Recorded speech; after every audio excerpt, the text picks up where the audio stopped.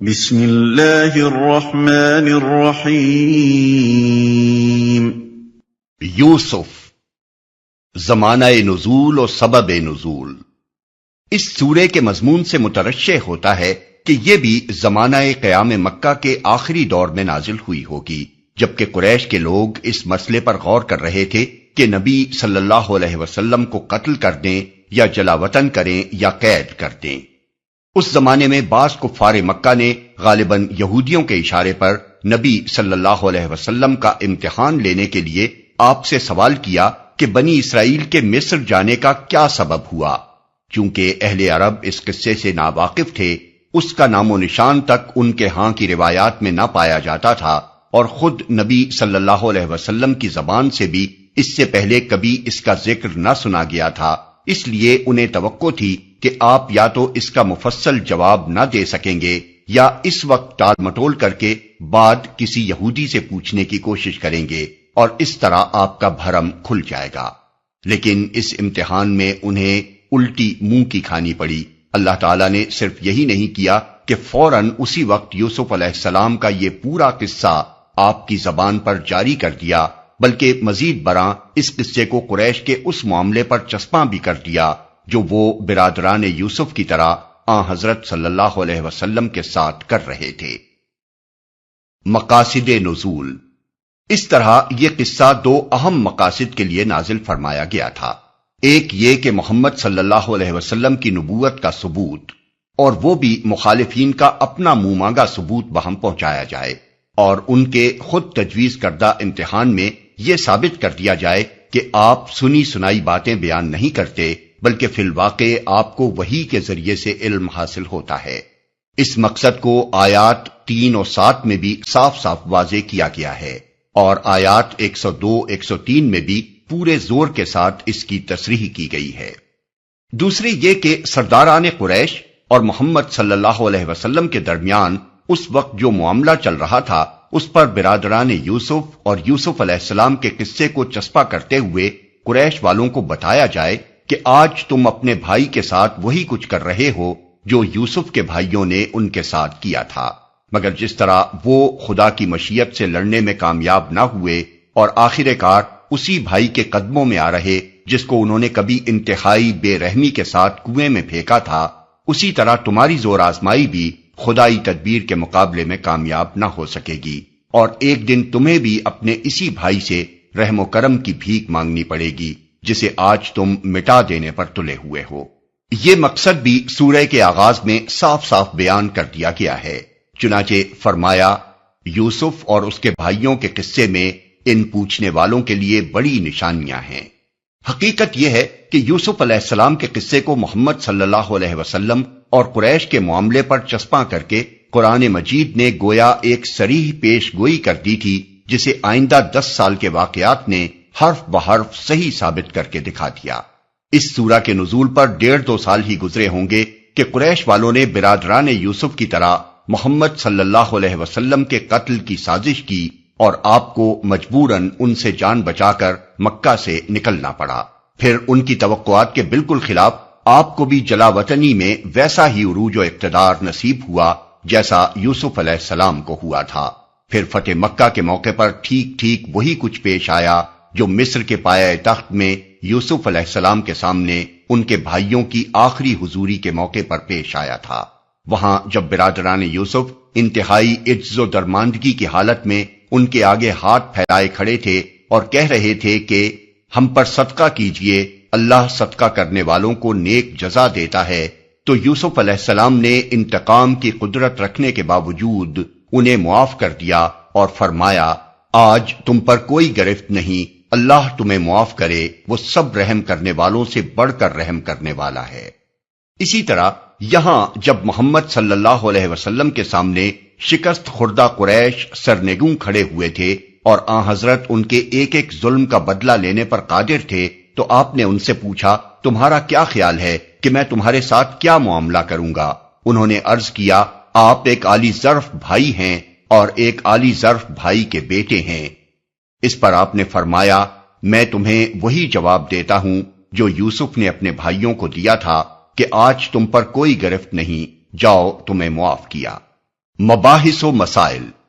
یہ دو پہلو تو اس سورہ میں مقصدی حیثیت رکھتے ہیں، لیکن اس قصے کو بھی قرآن مجید محض قصہ گوئی اور تاریخ نگاری کے طور پر بیان نہیں کرتا، بلکہ اپنے قاعدے کے مطابق وہ اسے اپنی اصل دعوت کی تبلیغ میں استعمال کرتا ہے۔ وہ اس پوری داستان میں یہ بات نمایاں کر کے دکھاتا ہے کہ حضرت ابراہیم، حضرت اسحاق، حضرت یعقوب اور حضرت یوسف کا دین وہی تھا جو محمد صلی اللہ علیہ وسلم کا ہے، اور اسی چیز کی طرف وہ بھی دعوت دیتے تھے جس کی طرف آج محمد صلی اللہ علیہ وسلم دے رہے ہیں۔ پھر وہ ایک طرف حضرت یعقوب اور حضرت یوسف کے کردار اور دوسری طرف برادران یوسف، قافلہ تجار، عزیز مصر، اس کی بیوی، بیگمات مصر اور حکام مصر کے کردار ایک دوسرے کے مقابلے میں رکھ دیتا ہے، اور محض اپنے انداز بیان سے سامعین و ناظرین کے سامنے یہ خاموش سوال پیش کرتا ہے کہ دیکھو، ایک نمونے کے کردار تو وہ ہیں جو اسلام یعنی خدا کی بندگی اور حساب آخرت کے یقین سے پیدا ہوتے ہیں، اور دوسرے نمونے کے کردار وہ ہیں جو کفر و جاہلیت اور دنیا پرستی اور خدا و آخرت سے بے نیازی کے سانچوں میں ڈھل کر تیار ہوتے ہیں۔ اب تم خود اپنے ضمیر سے پوچھو کہ وہ ان میں سے کس نمونے کو پسند کرتا ہے۔ پھر اس قصے سے قرآن حکیم ایک اور گہری حقیقت بھی انسان کے ذہن نشین کرتا ہے، اور وہ یہ ہے کہ اللہ تعالیٰ جو کام کرنا چاہتا ہے وہ بہرحال پورا ہو کر رہتا ہے۔ انسان اپنی تدبیروں سے اس کے منصوبوں کو روکنے اور بدلنے میں کبھی کامیاب نہیں ہو سکتا، بلکہ بسا اوقات انسان ایک کام اپنے منصوبے کی خاطر کرتا ہے اور سمجھتا ہے کہ میں نے ٹھیک نشانے پر تیر مار دیا، مگر نتیجے میں ثابت ہوتا ہے کہ اللہ نے اسی کے ہاتھوں سے وہ کام لے لیا جو اس کے منصوبے کے خلاف اور اللہ کے منصوبے کے عین مطابق تھا۔ یوسف علیہ السلام کے بھائی جب ان کو کنویں میں پھینک رہے تھے تو ان کا گمان تھا کہ ہم نے اپنی راہ کے کانٹے کو ہمیشہ کے لیے ہٹا دیا، مگر فی الواقع انہوں نے یوسف کو اس بام عروج کی پہلی سیڑھی پر اپنے ہاتھوں لا کھڑا کیا جس پر اللہ ان کو پہنچانا چاہتا تھا، اور اپنی اس حرکت سے انہوں نے خود اپنے لیے اگر کچھ کمایا تو بس یہ کہ یوسف کے بام عروج پر پہنچنے کے بعد بجائے اس کے کہ وہ عزت کے ساتھ اپنے بھائی کی ملاقات کو جاتے، انہیں ندامت و شرمساری کے ساتھ اسی بھائی کے سامنے سرنگوں ہونا پڑا۔ عزیز مصر کی بیوی یوسف کو قید خانے بھجوا کر اپنے نزدیک تو ان سے انتقام لے رہی تھی، مگر فی الواقع اس نے ان کے لیے تخت سلطنت پر پہنچنے کا راستہ صاف کیا، اور اپنی اس تدبیر سے خود اپنے لیے اس کے سوا کچھ نہ کمایا کہ وقت آنے پر فرما روائے ملک کی مربیہ کہلانے کے بجائے اس کو علل اعلان اپنی خیانت کے اعتراف کی شرمندگی اٹھانی پڑی۔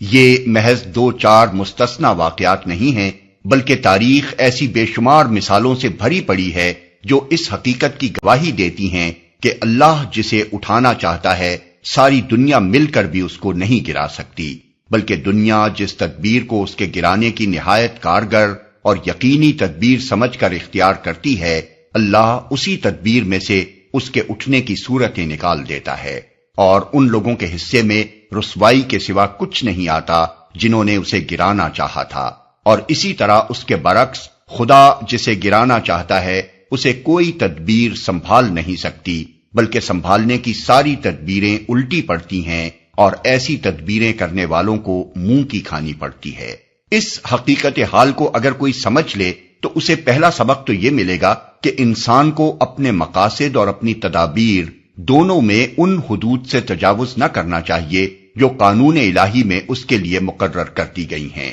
کامیابی اور ناکامی تو اللہ کے ہاتھ میں ہے، لیکن جو شخص پاک مقصد کے لیے سیدھی سیدھی جائز تدبیر کرے گا وہ اگر ناکام بھی ہوا تو بہرحال ذلت و رسوائی سے دوچار نہ ہوگا، اور جو شخص ناپاک مقصد کے لیے ٹیڑھی تدبیریں کرے گا وہ آخرت میں تو یقیناً رسوا ہوگا ہی، مگر دنیا میں بھی اس کے لیے رسوائی کا خطرہ کچھ کم نہیں ہے۔ دوسرا اہم سبق اس سے توکل علی اللہ اور تفویض الی اللہ کا ملتا ہے۔ جو لوگ حق اور صداقت کے لیے سعی کر رہے ہوں اور دنیا انہیں مٹا دینے پر تلی ہوئی ہو، وہ اگر اس حقیقت کو پیش نظر رکھیں تو انہیں اس سے غیر معمولی تسکین حاصل ہوگی، اور مخالف طاقتوں کی بظاہر نہایت خوفناک تدبیروں کو دیکھ کر وہ قطعاً ہراساں نہ ہوں گے، بلکہ نتائج کو اللہ پر چھوڑتے ہوئے اپنا اخلاقی فرض انجام دیے چلے جائیں گے۔ مگر سب سے بڑا سبق جو اس قصے سے ملتا ہے وہ یہ ہے کہ ایک مرد مومن اگر حقیقی اسلامی سیرت رکھتا ہو اور حکمت سے بھی بہرہ یاب ہو تو وہ محض اپنے اخلاق کے زور سے ایک پورے ملک کو فتح کر سکتا ہے۔ یوسف علیہ السلام کو دیکھیے، 17 برس کی عمر، تنے تنہا، بے سر و سامان، اجنبی ملک، اور پھر کمزوری کی انتہا یہ کہ غلام بنا کر بیچے گئے ہیں۔ تاریخ کے اس دور میں غلاموں کی جو حیثیت تھی وہ کسی سے پوشیدہ نہیں۔ اس پر مزید یہ کہ ایک شدید اخلاقی جرم کا الزام لگا کر انہیں جیل بھیج دیا گیا، جس کی میعاد سزا بھی کوئی نہ تھی۔ اس حالت تک گرا دیے جانے کے بعد وہ محض اپنے ایمان اور اخلاق کے بل پر اٹھتے ہیں اور بالآخر پورے ملک کو مسخر کر لیتے ہیں۔ تاریخی اور جغرافی حالات۔ اس قصے کو سمجھنے کے لیے ضروری ہے کہ مختصراً اس کے متعلق کچھ تاریخی اور جغرافی معلومات بھی ناظرین کے پیش نظر رہیں۔ حضرت یوسف علیہ السلام حضرت یعقوب کے بیٹے، حضرت اسحاق کے پوتے اور حضرت ابراہیم کے پڑ پوتے تھے۔ بائبل کے بیان کے مطابق، جس کی تائید قرآن کے اشارات سے بھی ہوتی ہے، حضرت یعقوب کے 12 بیٹے 4 بیویوں سے تھے۔ حضرت یوسف اور ان کے چھوٹے بھائی بن یمین ایک بیوی سے اور باقی 10 دوسری بیویوں سے۔ فلسطین میں حضرت یعقوب کی جائے قیام ہبرون موجودہ الخیل کی وادی میں تھی، جہاں حضرت اسحاق اور ان سے پہلے حضرت ابراہیم رہا کرتے تھے۔ اس کے علاوہ حضرت یعقوب کی کچھ زمین سکم موجودہ نابلس میں بھی تھی۔ بائبل کے علماء کی تحقیق اگر درست مانی جائے تو حضرت یوسف کی پیدائش 1906 قبل مسیح کے لگ بھگ زمانے میں ہوئی، اور 1890 قبل مسیح کے قریب زمانے میں وہ واقعہ پیش آیا جس سے اس قصے کی ابتدا ہوتی ہے، یعنی خواب دیکھنا اور پھر کنویں میں پھینکا جانا۔ اس وقت حضرت یوسف کی عمر 17 برس کی تھی۔ جس کنویں میں وہ پھینکے گئے وہ بائبل اور تلمود کی روایات کے مطابق سکم کے شمال میں دوتن موجودہ دوسان کے قریب واقع تھا، اور جس قافلے نے انہیں کنویں سے نکالا وہ جلعاد شرق اردن سے آ رہا تھا اور مصر کی طرف عازم تھا۔ جلعاد کے کھنڈر اب بھی دریائے اردن کے مشرق میں وادی الیابس کے کنارے واقع ہیں۔ مصر پر اس زمانے میں 15ویں خاندان کی حکومت تھی، جو مصری تاریخ میں چرواہے بادشاہوں کے نام سے یاد کیا جاتا ہے۔ یہ لوگ عربی النسل تھے اور فلسطین و شام سے مصر جا کر 2000 برس قبل مسیح کے لگ بھگ زمانے میں سلطنت مصر پر قابض ہو گئے تھے۔ عرب مورخین و مفسرین قرآن نے ان کے لیے امالیق کا نام استعمال کیا ہے، جو مصریات کی موجودہ تحقیقات سے ٹھیک مطابقت رکھتا ہے۔ مصر میں یہ لوگ اجنبی حملہ آور کی حیثیت رکھتے تھے اور ملک کی خانگی نزاعات کے سبب سے انہیں وہاں اپنی بادشاہی قائم کرنے کا موقع مل گیا تھا۔ یہی سبب ہوا کہ ان کی حکومت میں حضرت یوسف کو عروج حاصل کرنے کا موقع ملا اور پھر بنی اسرائیل وہاں ہاتھوں ہاتھ لیے گئے، ملک کے بہترین زرخیز علاقے میں آباد کیے گئے اور ان کو وہاں بڑا اثر و رسوخ حاصل ہوا، کیونکہ وہ ان غیر ملکی حکمرانوں کے ہم جنس تھے۔ 15ویں صدی قبل مسیح کے اواخر تک یہ لوگ مصر پر قابض رہے، اور ان کے زمانے میں ملک کا سارا اقتدار عملاً بنی اسرائیل کے ہاتھ میں رہا۔ اسی دور کی طرف سورہ مائدہ آیت 20 میں اشارہ کیا گیا ہے کہ اذ جعل فیکم انبیاء وجعلکم ملوکا۔ اس کے بعد ملک میں ایک زبردست قوم پرستانہ تحریک اٹھی جس نے ہکسوس اقتدار کا تختہ الٹ دیا۔ 2.5 لاکھ کی تعداد میں عمالقہ ملک سے نکال دیے گئے۔ ایک نہایت متعصب قبطی النسل خاندان برسر اقتدار آ گیا اور اس نے عمالقہ کے زمانے کی یادگاروں کو چن چن کر مٹا دیا اور بنی اسرائیل پر ان مظالم کا سلسلہ شروع کیا جن کا ذکر حضرت موسیٰ کے قصے میں آتا ہے۔ مصری تاریخ سے یہ بھی پتہ چلتا ہے کہ ان چرواہے بادشاہوں نے مصری دیوتاؤں کو تسلیم نہیں کیا تھا، بلکہ اپنے دیوتا شام سے اپنے ساتھ لائے تھے، اور ان کی کوشش یہ تھی کہ مصر میں ان کا مذہب رائج ہو۔ یہی وجہ ہے کہ قرآن مجید حضرت یوسف علیہ السلام کے ہم عصر بادشاہ کو فرعون کے نام سے یاد نہیں کرتا، کیونکہ فرعون مصر کی مذہبی اصطلاح تھی اور یہ لوگ مصری مذہب کے قائل نہ تھے، لیکن بائبل میں غلطی سے اس کو بھی فرعون ہی کا نام دیا گیا ہے۔ شاید اس کے مرتب کرنے والے سمجھتے ہوں گے کہ مصر کے سب بادشاہ فراعنہ ہی تھے۔ موجودہ زمانے کے محققین جنہوں نے بائبل اور مصری تاریخ کا تقابل کیا ہے، عام رائے یہ رکھتے ہیں کہ چرواہے بادشاہوں میں سے جس فرمانروا کا نام مصری تاریخ میں اپوفس ملتا ہے وہی حضرت یوسف کا ہم عصر تھا۔ مصر کا دارالسلطنت اس زمانے میں ممفس یعنی منف تھا، جس کے کھنڈر قاہرہ کے جنوب میں 14 میل کے فاصلے پر پائے جاتے ہیں۔ حضرت یوسف 17-18 سال کی عمر میں وہاں پہنچے، 2-3 سال عزیز مصر کے گھر پر رہے، 8-9 سال جیل میں گزارے، 30 سال کی عمر میں ملک کے فرمانروا ہوئے اور 80 سال تک بلا شرکت غیرے تمام مملکت مصر پر حکومت کرتے رہے۔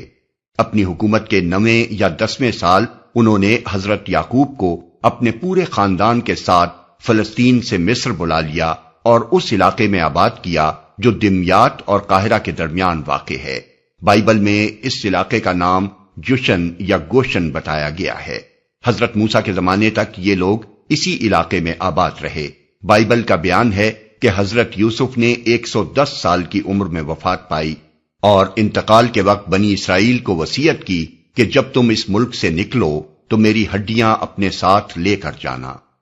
یوسف علیہ السلام کے قصے کی جو تفصیلات بائبل اور تلمود میں بیان کی گئی ہیں ان سے قرآن کا بیان بہت کچھ مختلف ہے، مگر قصے کے اہم اجزاء میں تینوں متفق ہیں۔ ہم اپنے حواشی میں حسب ضرورت ان اختلافات کو واضح کرتے جائیں گے۔